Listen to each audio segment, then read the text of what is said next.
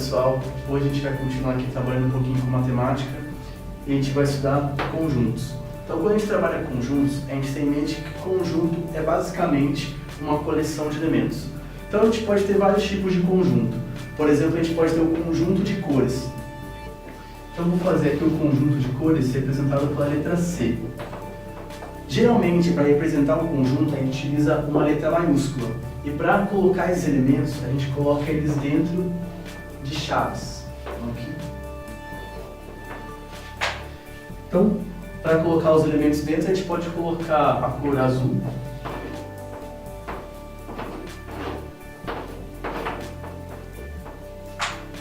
E a cor laranja.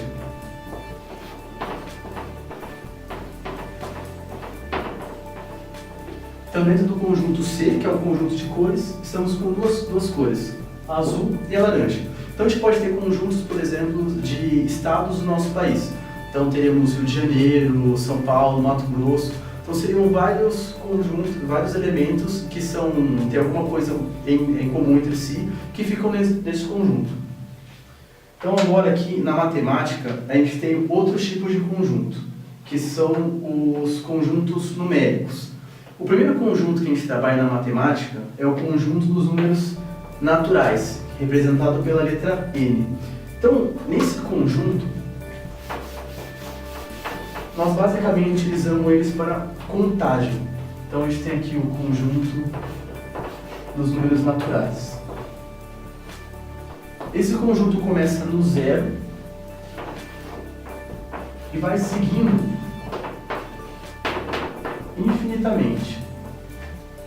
Então aqui a gente tem o 0, o 1, o 2, o 3, então a gente sempre utiliza ele em contáveis. Esses três pontinhos aqui representam realmente esse infinito, que ele vai prosseguindo sucessivamente. Então toda vez que a gente colocar os três pontinhos dentro de um conjunto, a gente tem que utilizar o raciocínio lógico para entender como que ele continuaria. Nesse caso então, depois do 3, obviamente viria o 4, 5, 6 e assim sucessivamente. Quando a gente trabalha nos conjuntos dos números naturais com um asterisco, significa que a gente vai trabalhar com o mesmo conjunto, só que dessa vez a gente não trabalha com o zero. Então a gente começa do 1, passa para o 2, 3 e assim sucessivamente. Só que acontece o seguinte, quando a gente trabalha com os números naturais, ele é um conjunto um pouco limitado. Por exemplo, quando a gente trabalha com adição, se a gente somar 2 com 3, a gente obtém o número 5. E 5 é um número natural, porque ele está dentro desse conjunto. Quando a gente trabalha com multiplicação e faz, por exemplo, 2 vezes 3, a gente tem o número 6. 6 também é um número natural. Então, o que a gente consegue entender? Que dentro dos números naturais, a gente pode ter adição e multiplicação. E toda vez que a gente usar essas operações, utilizando números naturais, a gente também vai obter um número natural. Só que isso pode não acontecer quando a gente trabalha com subtração e divisão.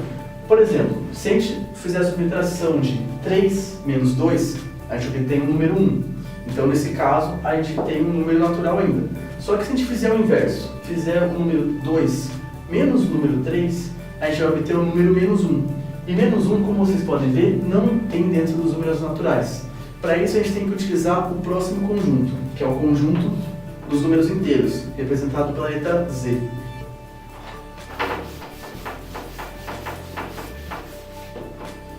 Então, no conjunto dos números inteiros,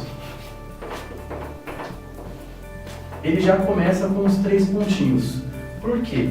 Porque dentro dele já estão todos os números inteiros negativos. Então aqui tem menos 1, menos 2, menos 3. Então, assim como eu expliquei novamente, a gente tem que utilizar o raciocínio lógico. Então, o que viria aqui? O menos 4, menos 5, menos 6 e assim sucessivamente. Então, a gente tem aqui o 0, o 1, o 2. Então, depois do 0, aqui a gente tem o conjunto dos números naturais. Ou seja, dentro do conjunto dos números inteiros, a gente já tem o conjunto dos números naturais, mais esses números aqui que são os números negativos. E assim como no conjunto dos números naturais, se a gente coloca um asterisco aqui, significa que a gente elimina o 0. Então ficaria só, acho que que é melhor apagar aqui esse pedaço.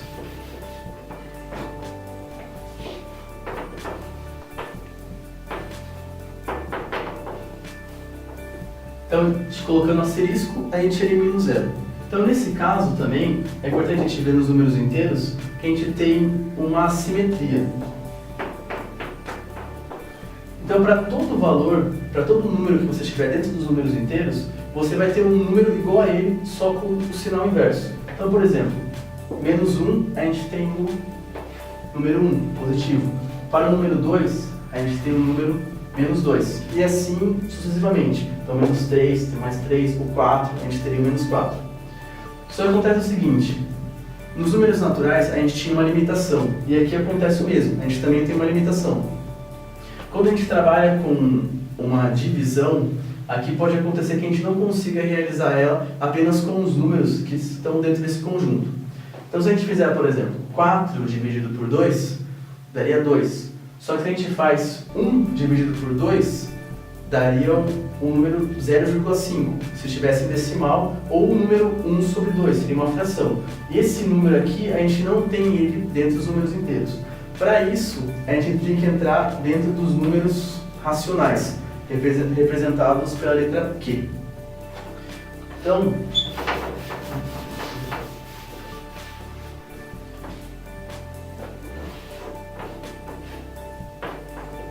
o que representa os números racionais, ele vem da palavra quociente, que é o resultado de uma divisão. Então, todo número que é quociente, que ele é resultado de uma divisão, ele fica aqui dentro do Q. Então, por exemplo, se a gente pega o 4 dividido por 2. 4 dividido por 2 dá 2. Então, quer dizer que 4 sobre 2 pode estar dentro de Q. Se a gente pega, por exemplo, então agora 1 sobre 2,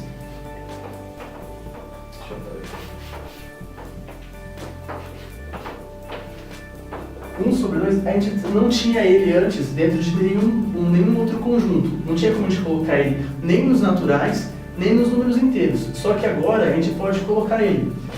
A gente pode representar esse número como uma fração ou um resultado decimal, que seria 0,5. Só que acontece, para representar ele aqui, diferente dos outros dois conjuntos, não tem como a gente escrever ele, porque, por exemplo, se a gente colocar aqui ó, 0,5, a gente fala assim, depois do 0,5 vem o 0,6. Não, porque depois do 0,5 vem o 0,51, 0,52, 0,53, e entre esses já tem infinitos números, porque sempre vai ter uma divisão possível entre esses dois números. Então, por exemplo, assim, entre o 0,5 e o 0,6, aqui entre esses números já tem infinitos números entre eles. Então, se a gente pode pensar, por exemplo, no 0,51, 0,52, 0,5 até chegar no 0,59, daí chegaria no 0,6. Só que entre esses já teria mais um monte de número, por exemplo, 0,511, 0,512. Então não tem como a gente representar ele colocando aqueles números. A gente consegue colocar apenas alguns valores, apenas alguns elementos do Q, que seria o conjunto dos números racionais. Então, quando a gente trabalha com os conjuntos dos naturais, dos números inteiros e dos números racionais, a gente consegue representar assim. A gente tem aqui o conjunto dos números naturais. Dentro do conjunto dos números inteiros.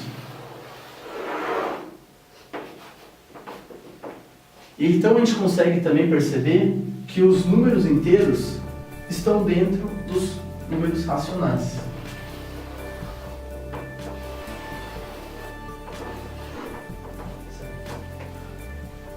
Ponto cabeça não ficar muito bom.